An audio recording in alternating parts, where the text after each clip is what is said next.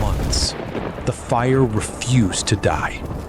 Day after day, thick black smoke rose above the plains of Bihar. Travelers could see it from miles away.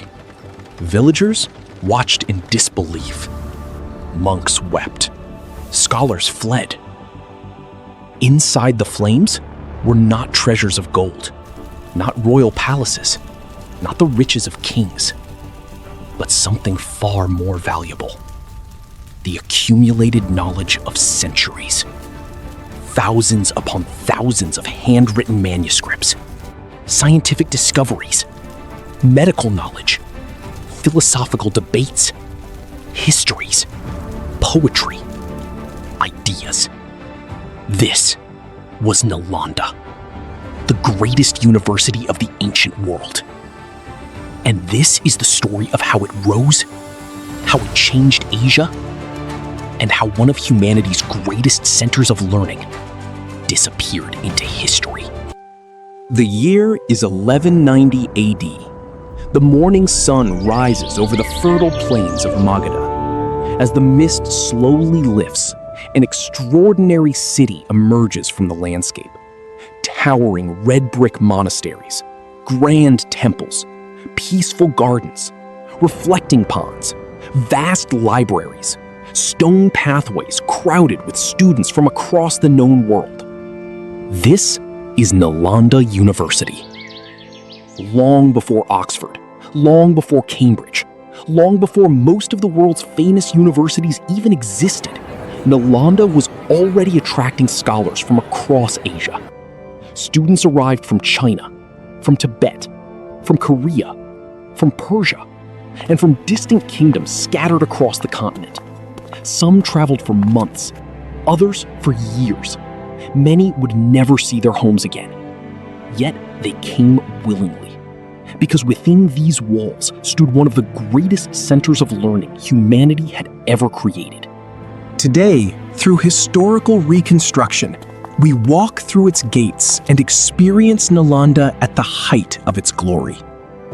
As we approach the university, its scale becomes impossible to ignore.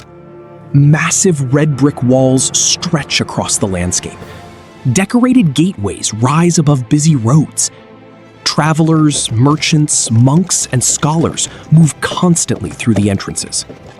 At first glance, Nalanda hardly resembles a university at all. It feels more like a thriving city. Everywhere there is movement. Everywhere there is conversation. Everywhere there is learning. Beneath ancient banyan trees, students debate philosophy. In shaded courtyards, teachers discuss mathematics and logic. Monks recite sacred texts from memory. Visitors exchange ideas from distant lands. Knowledge is not confined to classrooms here. It exists in every pathway, every garden, every courtyard, every conversation. Nalanda is not simply a place where people come to study. It is a place built entirely around the pursuit of knowledge. But magnificent buildings alone did not make Nalanda extraordinary. Its true strength lay in its people. Nearly 10,000 students studied here, guided by around 2,000 teachers. Admission was notoriously difficult. Applicants faced rigorous oral examinations conducted by senior scholars. Many failed. Only the most capable minds gained entry. Those who succeeded entered a world unlike anything else on Earth. Student life was remarkably simple. Most rooms contained little more than a sleeping mat, a writing surface, and a few precious manuscripts. Luxury was rare. Discipline was expected. Curiosity was rewarded. Students studied astronomy, medicine, mathematics, grammar, politics, architecture, literature, logic, philosophy, and foreign languages. Across the university, ideas moved freely between cultures, different languages, different beliefs, different traditions. Yet all were united by a common purpose: the search for understanding. But nothing captured the imagination quite like Nalanda's legendary library. Historical accounts describe vast structures filled with priceless manuscripts accumulated over centuries. Rows upon rows of carefully preserved texts stretched into the distance. Palm leaf manuscripts were wrapped, cataloged, copied, and protected.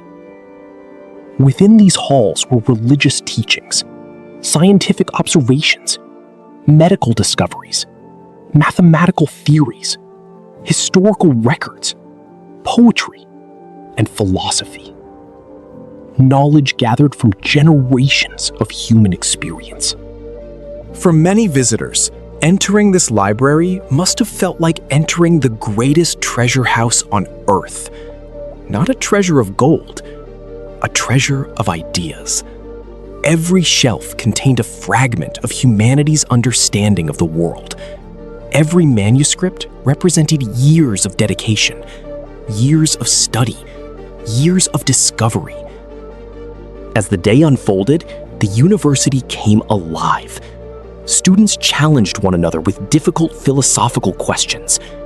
Physicians taught future healers. Mathematicians solved complex problems. Astronomers studied the movement of the heavens. Language scholars analyzed ancient texts.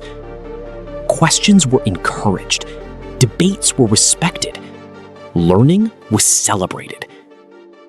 As evening approached, workers lit oil lamps throughout the campus. Warm light spilled across stone pathways. Reflections shimmered on lotus ponds. Inside libraries, students read by lamplight. Teachers continued their lectures. Monks quietly studied sacred texts. Knowledge never slept at Nalanda. For centuries, this remarkable institution shaped minds across Asia. Its influence spread far beyond the walls of the university.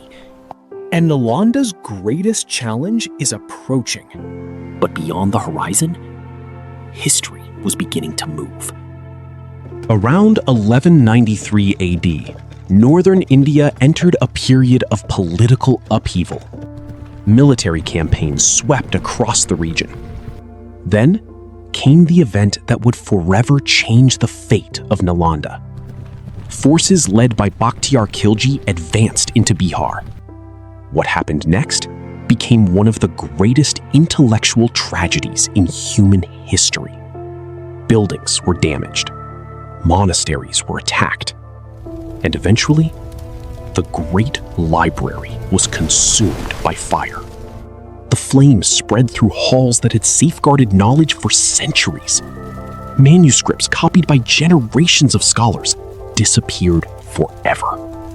Works preserved across countless lifetimes vanished into smoke and ash. Some historical accounts claim the library burned for months because of the immense number of texts stored within its walls. Whether every detail is literally true or not, the scale of the loss is impossible to ignore. One of humanity's greatest centers of learning had fallen. The scholars scattered. The students disappeared. The debates ended. The lamps went dark, and the city of knowledge fell silent. Today, only ruins remain. Broken walls, weathered foundations, fragments of a once glorious world. Yet Nalanda's story did not end with its destruction. Its ideas survived. Its influence endured. Its teachings continue to travel across Asia. More than 8 centuries later, the ruins still carry an important message. Empires rise, kingdoms fall, cities are built and destroyed. But knowledge has the power to outlive them all. Perhaps that is Nalanda's greatest lesson. The classrooms are silent. The libraries are gone. The debates have ended. Yet the pursuit of knowledge continues. And in that sense, Nalanda never truly disappeared. It lives on in every student who seeks understanding, every scholar who asks questions, and every civilization that chooses to preserve its wisdom. history never truly disappears. It simply waits to be rediscovered. If you enjoyed this journey into the lost world of ancient India, subscribe for more cinematic historical reconstructions. And let us know in the comments, which lost place from Indian history should we explore next? Thank you for watching.